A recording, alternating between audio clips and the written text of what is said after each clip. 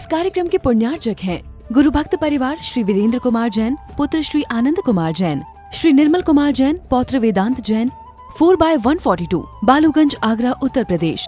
Firm Vardhaman steel Agra, JVN metals Agra एवं Vedant fabrication Agra, Dholpur. एक भी शिकन नहीं इनके ऊपर। कितनी सरलता, कितनी निश्चलता, बालक से भी और निर्मलता। मुनि मन निर्मल जैसो है गंगा को जल। तब वो उस वक्त मुझे सुनाते वक्त उसकी आंखों में आंसू आ रहे थे और उसने कहा, माता जी मैं सच कहता हूँ, मैंने अपनी जिंदगी में पहली बार किसी गुरु को समर्पण किया और मैं गया उनके पास में दोबारा और जा करके मैंने अष्टांग प्रणाम किया और कहा कि अगर वर्तमान में सच्चे चौथे काल के संत को देखना हो तो गुरुवर आपके चरणों में वो दर्शन मिलेगा, आपके चरणों में मिलेगा। जिनको तनिक भी पर द्रव्य के प्रति आसक्ति नहीं, देखो कहना आसान है लेकिन ऐसा जीवन जीना कितना मुश्किल है। धन्य है गुरुदेव, धन्य है आप। इस तरह से प्रसन्न हो करके आचार्य भगवान के पास में वह गया और अपना जीवन समर्पित कर दिया। उसने व्रतों को भी अंगीकार किया। उसने कहा उस दिन से मैंने उन्हें गुरु के रूप में स्वीकार कर लिया। धन्य है ऐसे महासंत। लेकिन जहाँ छल कपट होता है और अपनों से ही दगा होता है, कहावत है दगा किसी का सगा नहीं। जब तक हमारे भीतर में ये पर द्रव्यों के प्रति आसक्ति है, पर को हम अपना मानते तो उसके पीछे छल कपट करते हैं, मायाचारी करते हैं, तो अपने निज परमात्मा, निज चैतन्य ग्रह में प्रवेश कर ही नहीं पाते हैं। आपने सुना होगा कि सांप जब अपने बिल में प्रवेश करता है ना तो वह सीधा ही प्रवेश करता है। उसी प्रकार से आचार्य कहते हैं अपने ज्ञान भवन में किसी को प्रवेश करना है तो उसको सीधा ही प्रवेश करना होगा, उसको टेढ़े मेढ़े प्रवेश कर ही नहीं सकता है। इसीलिए 3H को पवित्र कर लो। 3H सबसे पहला है हार्ट, श्रद्धा से हार्ट को पवित्र कर लो। दूसरा है हेड, शीश को, सिर को पवित्र विचारों से, निश्चल भावों से पवित्र कर लो। और तीसरा है हैंड मीन्स हाथ, दान दे करके अपने हाथों को पवित्र कर लो। जिसने 3H पवित्र कर लिए हैं निश्चित रूप से वह सतपथ पर चल पड़ेगा और अपनी मंजिल को हासिल कर लेगा। आज हम ठोर ठोर पर देख रहे हैं कैसी कैसी स्थितियां दिखाई दे रही हैं। किसी ने बहुत अच्छी बात लिख दी, मौन के इशारे ही शोर मचा रहे हैं, मौन के इशारे ही शोर मचा रहे हैं, मनोरंजन के साधन ही बोर बना रहे हैं, मनोरंजन के साधन ही बोर बना रहे हैं। आज किस डॉक्टर के पास जाएं हम, क्योंकि ताकत के कैप्सूल ही कमज़ोर बना रहे हैं, ताकत के कैप्सूल ही कमज़ोर बना रहे हैं। जो ताकत के कैप्सूल कह करके देते हैं वही व्यक्ति को कमज़ोर बना रहे हैं। क्या स्थिति आ चुकी है। मतलब ये है कि जो छली कपटी होता है उसको अपनी ज़िंदगी तो सही लगती है, बाकी औरों की ज़िंदगी उसको फनी लगती है, झूठ लगता है। अपनी चाहे कितनी बड़ी से बड़ी गलती हो जाए, छल कपट करे, उसको एकदम लाइटली लेता है, एकदम हल्के से लेता है। क्या हो गया इसमें, आजकल तो सब चलता है, आधुनिकता है। लेकिन दूसरा कोई थोड़ा सा भी करे तो उसके लिए कठोर हो जाता है। अपने को जेंटलनेस, कोमलता बनाए रखना है। ये कोमलता ही हमारे तीन प्रकार के मल का विनाश करने वाली है। द्रव्य कर्म, भाव कर्म और नो कर्म रूपी मल का विनाश करने वाली है। आज ये छल करना कमज़ोरी बन गई है और कमज़ोरी होते होते इंसान की मजबूरी बन गई है। सच्ची घटना मैंने सुनी थी कि बैरिस्टर साहब एक बार ट्रेन से यात्रा कर रहे थे और ट्रेन जैसे ही स्टार्ट हुई, रफ्तार पकड़ी कि एक महिला वहाँ पर आकर के खड़ी हुई और उसने, बैरिस्टर साहब अकेले थे उस वक्त, और आकर के उसने कहा 2 लाख दो, 2 लाख दो। बैरिस्टर साहब कुछ बोले नहीं थे। वो आई और कहने लगी मुझे बैठने के लिए स्थान दे दो। उन्होंने कहा इशारा किया बैठ जाओ, ये जगह है, इशारा किया उंगली से बैठ जाओ, बैठ गई। थोड़ी सी देर के बाद में उसने अपना जलवा दिखा दिया और कहने लगी कि मुझे 2 लाख दो वरना मैं चिल्लाऊंगी, लोगों को इकट्ठा करूंगी और कहूंगी कि तुमने मेरी इज्जत लूटी है। बैरिस्टर साहब ने इशारे से कहा क्या बोल रही हूँ?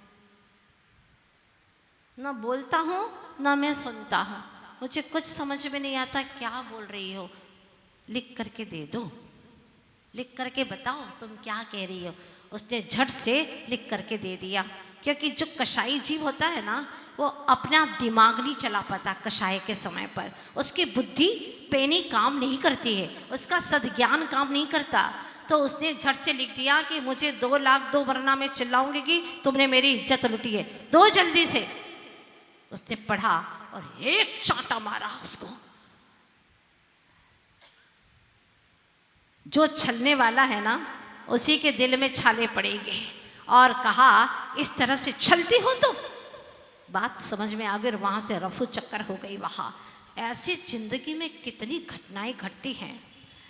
लोग आकर के, एक व्यक्ति आया था कुछ दिन पहले, बोले माता जी 10 तोला सोना एक व्यक्ति दे गया, पूरा दाम हमने दिया, लेकिन वो पीतल निकला अंदर से। मैंने कहा कि पहले भी लिया था? बोले हाँ पहले लिया था। कितना लिया था? पहले 2-2 तोला लिया था, और सही का सोना था, 2 बार दे गया था, सही था। सस्ते में लिया था? बोले हाँ वो सस्ते में लिया था। अब की बार उसे और लोभ आया तो उसने छल किया। उसने छल ये किया कि 10 तोला अंदर में पीतल, ऊपर से सोने का पानी चढ़ा करके ले आए। छल कपट किया। वो कौन था? वो व्यक्ति स्वर्णकार, मतलब सोने चांदी का काम करता था। तो फिर मैंने कहा देखो तुम्हारा पूर्व का कुछ कर्जा होगा, लेन देन था, अब छोड़ दो उसको, छोड़ दो उसको, कोई बात नहीं। ऐसा ही होता है। वो तो सरल था तो समझ गया कि पूर्व का कर्जा था, लेकिन लोग ऐसा नहीं करते, बदले की भावना रखते हैं। अगर कोई घी का व्यापार करता है, कोई सोने का, इस तरह से छल कपट करता है, तो वो बदले में क्या करता है? घी का डिब्बा दे दिया 16 किलो का, घर ले गया, पता चला कि उसके अंदर 10 किलो के तो पत्थर ही भरे पड़े थे और 6 किलो घी निकला, जैसे को तैसा मिला। फिर लोग कहते बड़ा मजा आया। ध्यान रखना, मन मैला है और तन उजरा है, बातें मीठी मीठी कर रहे हो और मन तुम्हारा काला है तो कभी सक्सेस नहीं हो पाओगे। कहा है मन मेला तन उजरा, यह बगुले की टेक, या से तो कौआ भला बाहर भीतर एक। इससे तो कौआ अच्छा है जो कम से कम बाहर और भीतर में एक जैसा ही रहता है, और कभी भी धर्म के विषय में छल कपट नहीं करना। ऐसा हमारे आचार्य भगवान कहते, कहीं छल कपट नहीं करना, और धर्म स्थान पर आए हो वहाँ पर कभी छल नहीं करना। बोली बोल देते हैं, बोलने की शौक है लेकिन देते नहीं है। ऐसे भी कुछ तीव्र पापी रहते जिनका नरक का रिजर्वेशन पक्का है। ये छल है, मायाचारी है। सम्मान तो कर लेते हैं लेकिन देते नहीं हैं। जितनी हैसियत है उतनी ही बोली बोलो, और हैसियत नहीं है तो दिखावा मत करो। कहते हैं गुरु से झूठ, मित्र से चोरी, के हो निर्धन के हो कोढ़ी। ये बुंदेलखंड में कहावत है कि जो भी गुरु से झूठ बोलता है, मित्र की चोरी करता है, या तो वह निर्धन होता है या फिर कोढ़ी होता है। ये निश्चित बात है। कबीर दास जी बहुत अच्छी बात कहते हैं ऐसे समय पर, कबीरा आप ठगाइए और न ठगिए कोय, आप ठगाए सुख उपजे पर ठगिए दुख होए।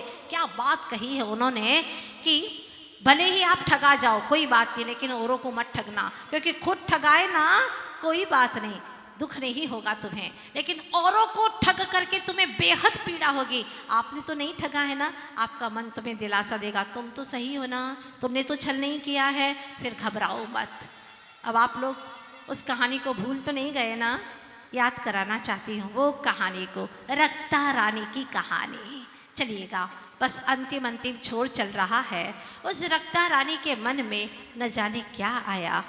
वह रात को एक व्यक्ति जो कुएं पर सुंदर स्वर लहरी के साथ में गीत गा रहा था, उसके पास दबे पैर गई और उसने देखा वहां पर बहुत मीठा गा रहा है। उससे प्रसन्न हुई, उस पर आसक्त हुई। अब धीरे धीरे रोज जाने लगी। जबकि वह व्यक्ति कुबड़ा था, राजा बेहद सुंदर है, राजा है, जो उससे जी जान से चाहता है, उसके पीछे राज्य शासन छोड़ करके आ गया है, और वह राजा को पता नहीं है कि भीतर में क्या चल रहा है। उसके धीरे धीरे क्या हुआ, वो रोज सुनने चली जाती और उसके प्रति इतनी आसक्त हो गई। तब उस कुबड़े ने कहा कि देखो, अगर तुम इस तरह से रोज आती रहोगी, तुम्हारा पति तो राजा है, हाँ एक दिन मुझे मरवा ही देगा या मार ही डालेगा, तो क्या करे, कुछ समझ में नहीं आता। उसी का रास्ता तुम समाप्त कर दो, उसी का जीवन समाप्त कर दो, तो जो रास्ते का कांटा है वही खत्म हो जाएगा, तो कितना अच्छा होगा। ठीक है, आज मैं ऐसा ही करूँगी। और अपने पति से मीठी मीठी भाषा बोल करके ले चलती है, स्वामी चलिए आज हम पर्वत के ऊपर जाएंगे, पर्वतारोहण करेंगे। बहुत खुश होकर के ले जाती है, कुछ फूल चुनती है और एक रस्सी के ऊपर उस फूल को गूंथती जाती है पतली सी रस्सी के ऊपर, और गूंथते हुए सारा फूल का वो हार लेकर के ऊपर पर्वत की ओर जाती है। नीचे नदी थी, बेहद पूर्व पर आई हुई नदी, और ऊपर लेकर के जाती है। कहती है, स्वामी आज बहुत बड़ा दिन है, मालूम है आपको? बोले, कौन सा दिन है? मुझे नहीं पता, तुम्हारा जन्मदिन तो है ही नहीं, क्योंकि मैं बेहद तुमसे स्नेह करता हूँ, मुझे मालूम है तुम्हारा तो जन्मदिन है ही नहीं, तो मेरा भी तो जन्मदिन नहीं है, फिर कौन सा दिन है? स्वामी आज हमारा संसार का बंधन, विवाह का बंधन हुआ था, मालूम है ना आपको? हाँ मैं तो भूल ही गया, इतना बड़ा दिन है। तो स्वामी आज हमारे पास भी और कुछ नहीं, मैं जंगल से ये फूल चुन करके लाई हूँ, और ये माला मैं आपको पूरे शरीर में पहनाऊंगी, पूरे शरीर में। अच्छा, और गले से पहनाना शुरू किया, और उस राजा को, अपने पति को बांधना शुरू किया। अभी तक तो राजा को मालूम ही नहीं है कि क्या कर रही है, उसको नहीं पता, वो तो बहुत सरल है और निश्चल मन वाला है। कहावत है ना, एक पंक्ति में कहा है, जो ताको काटा बुए तो ही बोव तो फूल, तो को फूल तो फूल है, वाको है त्रिशूल। बहुत अच्छी बात कही है। तुम अपने मन में सरलता रखना, बस अपना मार्ग सरल रखना, सहज रखना। क्या हुआ, उसने चारों तरफ से बांध करके उसको ऐसा धक्का मारा, और धक्का मारते वक्त कहा, बस तुम्हारा हमारा यहीं तक का रिश्ता था, अब तो मैं जा रही हूँ किसी और के साथ में। उसने सुना, लेकिन अब क्या कर सकता था, अथाह नदी के पूर्व में गिर गया पानी के अंदर। प्रभु का स्मरण करने लगा, प्रभु अब समझ में आया है कि संसार में कोई किसी का नहीं होता, लेकिन कोई बात नहीं प्रभु, अब भी सवेरे का भूला शाम को भी घर आ जाए तो उसको भूला नहीं कहते। वह प्रभु की भक्ति में लीन हुआ, न जाने क्या उसका पाप गला और पुण्य का उदय आया, और उसकी रस्सियाँ ढीली पड़ने लगी और वह रस्सियाँ उसकी खुलने लगी। अपने हाथों से फिर उसने उन रस्सियों को खोल दिया, और वह अथाह नदी को तैरता तैरता उस किनारे पहुँचा। और वह अब अभी तक तो होश खोए बैठा था, अब होश में आकर के सोचता है, मैंने क्या किया मैंने, और वहाँ पर किनारे जाकर के बैठता है। सब बात उसको समझ में आ जाती है कि कहाँ से कहाँ क्या हो रहा है। उसने भी उस व्यक्ति को देखा था कि जो गाता है वो भी एक दिन गया था, लेकिन उसे मालूम नहीं, क्योंकि उसके मन में कोई द्वेष भाव था ही नहीं, कोई छल भाव था ही नहीं, कुछ सोचा ही नहीं उसने। वो सरल था, जैसा व्यक्ति होता है वैसा ही सबके बारे में सोचता है, जैसी दृष्टि वैसी ही सृष्टि होती है। अब क्या हुआ, वो जैसे ही नदी के किनारे पहुंचा, वहाँ कुछ सिपाही आए, जय जयकार करते हुए आए, उसको पकड़ करके ले गए। वो कहता, मुझे लेकिन क्यों ले जा रहे हो, आप चलिए तो सही, आज आपका बहुत बड़ा शुभ दिन आया है। वो सोचता है, और कौन सा शुभ दिन बाकी था, हाँ वो रानी ने तो मुझे शुभ दिन कह करके धक्का मार ही दिया, अब कौन सा शुभ दिन आने वाला है। आप चलिए, हमारे देश के राजा का मरण हो गया है, और यहाँ के पुरोहित ने कहा है कि जो ये अथाह नदी को जो पूर्व पर है तैर करके आएगा, वही तुम्हारे देश का राजा होगा और बहुत अच्छे से शासन को चलाएगा, न्याय प्रिय राजा होगा। इसलिए हम आपको राज्य गति पर बिठाने के लिए आए हैं। वाह रे कर्म, क्या खेल खिलाता है तो निराले, कहाँ तो धक्का दे करके नीचे गिरा देता है, और फिर यही कर्म उठा करके सिंहासन पर बिठा देता है। ध्यान रखना, कोई किसी को धक्का दे सकता है पानी में, उसका भवन छीन सकता है, उसके वस्त्र छीन सकता है, उसकी धन दौलत छीन सकता है, लेकिन कोई किसी के पुण्य को नहीं छीन सकता। कोई माई का लाल पैदा नहीं हुआ जो उसके पुण्य को छीन ले, उसके उन भावों को छीन ले। वह अपने पवित्र भावों से राज्य शासन को सुचारू रूप से चलाता है। सारी प्रजा बहुत प्रसन्न थी। समय गुजरने लगा कि एक दिन वह रानी, जो व्यक्ति था कुबड़ा, वह गाता और वो डांस करती, वो नृत्य करती, वो गाता, वो नृत्य करती, और ऐसे गांव गांव नगर नगर में अपना कौतूहल दिखाते हुए उस नगर में आ पहुँचे। जब आए तो राजा झरोखे पर बैठा हुआ था। राजा को पहचानने में देर न लगी। राजा ने अपनी पहली दृष्टि से जाना, पहचाना, देख लिया, धिक धिक यह संसार, धिक्कार है इस संसार को जो काया और माया के पीछे न जाने कितने कितने ऐसे दुष्कृत्य कर लेता है। धिक्कार है। और बस वैराग्य होने में देर नहीं लगती। झरोखे से नीचे उतरे, पत्नी को देखा, रानी ने भी पहचाना, ओहो मेरे स्वामी। कैसा स्वामी? कौन किसकी पत्नी, कौन किसका पति? ये सब संसार स्वार्थ का संसार है, यहाँ कोई किसी का नहीं होता। और उसी वक्त राजा ने वन की ओर विहार कर दिया।